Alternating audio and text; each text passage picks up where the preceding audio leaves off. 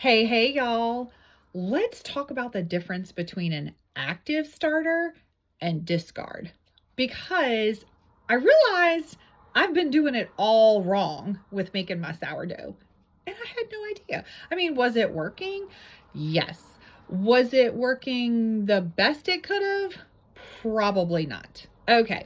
So one of the things that I've learned is that active starter is just like a general acronym, right? When you talk about sourdough, everybody talks about active starter. And there's starter that you have to cultivate and you have to make and you have to feed it multiple times a day. And you are trying to make an active starter. That's one active starter. And then there is the active starter that's already created. You've already got it fermented. It's already doing its thing, right? And you feed it, right? You just have an active starter that started over here or someone gave to you, and now you feed that active starter. So now your active starter is alive because you're feeding it, right? If you're not feeding it constantly, it kind of goes a little dormant. And so it has to be fed to be an active starter. Well, I didn't realize that. And so when I was making my sourdough bread, I was taking my starter that I had put in the refrigerator after I had fed it, and then it had kind of like calmed down and became dormant. And even though I would take it out and it would puff up a little bit and it would become a little active before I actually made my sourdough bread, I didn't feed it. So guess what it wasn't? An actively fed sourdough starter. Who would have known?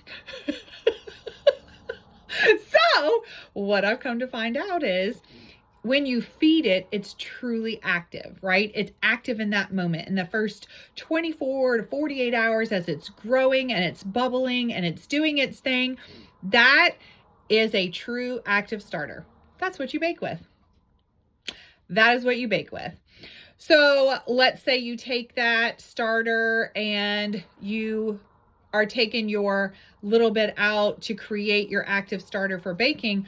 What you take out of becomes your discard. So you can throw it away, yeah, if you want, or you can put it off to the side and it's just kind of like your dormant starter. Eventually, if you leave it long enough, it will die, but you know, it's not dead yet. So you can use that discard and actually make things. And you can make biscuits, you can make pancakes, you can make pretzels. There's all kinds of discard recipes online. So the difference is a discard is something that's kind of dormant, that's just kind of sitting. An active starter is something you have fed very recently. And that is what you need to be using to make your bread. So once it's fed and grown and doubled in size, at least probably 24 to 48 hours is kind of the time frame ish. Most of the time it'll happen overnight or within 12 or so hours, but you just have to watch yours and see what happens. So that's when it's active. That's what you bake with. But if you want to know some more information and you want to know a few more tips and tricks, go on over to my website, MistyPardeeOilDropsofLife, and learn a little bit more. Until next time.